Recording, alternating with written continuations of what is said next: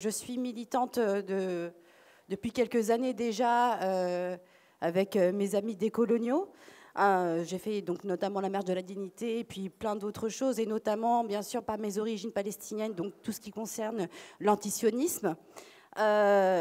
Mais j'ai vécu à travers donc, ces expériences militantes une grosse frustration, parce que je me dis, ok, on marche, on milite, on fait, on crie, on écrit, on fait des tribunes, et après on fait quoi concrètement?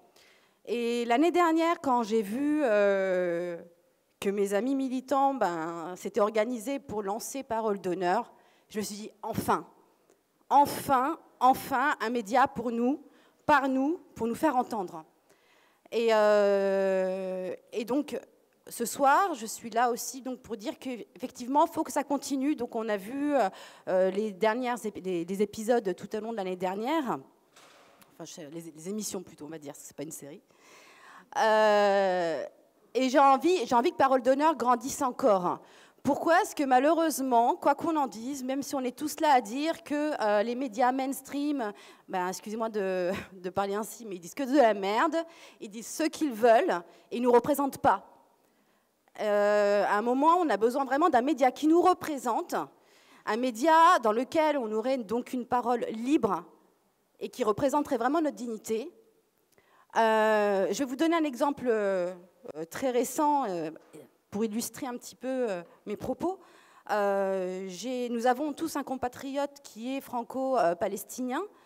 Vous devez connaître, ou peut-être que vous n'avez même pas entendu parler de lui, il s'agit de Salah Hamouri.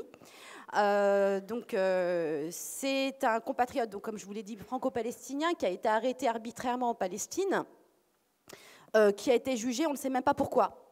Tout ce qu'on sait, c'est qu'il a été emprisonné et qu'il est actuellement en détention administrative, qui est reconduit continuellement, là depuis le 23 août, si je ne dis pas de bêtises.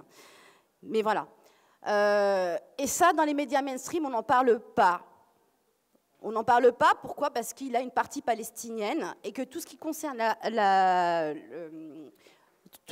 bien qu'il soit français, on n'en parle pas, parce qu'il a un côté palestinien. Et c'est très... Pardon? Mais Mediapart, on va mettre à part. On sait tous pourquoi. Mediapart lui-même, enfin ce média même est jugé, critiqué par les médias mainstream. Donc voilà. Mais je parle vraiment. Donc ce que je veux dire par là, c'est qu'on a vraiment besoin d'un média fort qui puisse nous représenter, mais il faut vraiment qu'il s'élargisse au-delà du monde militant. Il faut vraiment que Parole d'honneur devienne une référence où tout le monde pourrait intervenir, dire ce qu'il pense, parler, défendre, lutter, et que tout le monde, tous ceux que nous sommes, que nous soyons noirs, arabes, asiatiques, musulmans, non musulmans, LGBT, bref, nous tous qui sommes mis de côté, que nous puissions parler librement, sans avoir peur d'être agressés, ou bien, par exemple, si on parle de violence policière, par exemple, d'avoir un procès, comme le jeune homme qui est passé tout à l'heure. Et un autre exemple tout bête, hein, moi, par mes origines palestiniennes, j'étais professeure d'anglais pendant plusieurs années. J'avais peur de dire que j'étais palestinienne, tout simplement, lorsque mes élèves me demandaient de quelle origine vous êtes, madame. Parce que j'ai été agressée parce que j'étais palestinienne. C'est pas normal dans un pays comme ça.